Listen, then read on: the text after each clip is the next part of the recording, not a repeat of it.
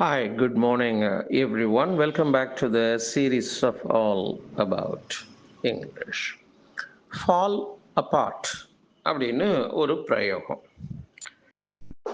verb தான் fall apart அப்படின்னு.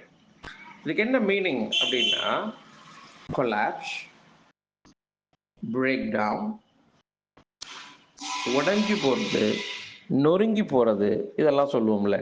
அது ஃபிசிக்கலியாக இருக்கலாம், இல்லை மென்டலியாக இருக்கலாம், இல்லை எமோஷ்னலியாக இருக்கலாம், உணர்வு ரீதியாக இருக்கலாம், இல்லை மன ரீதியாக இருக்கலாம், இல்லைன்னா ஃபிசிக்கலாகவும் இருக்கலாம்.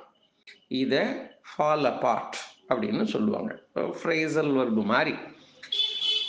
For example, this chair about to fall abort.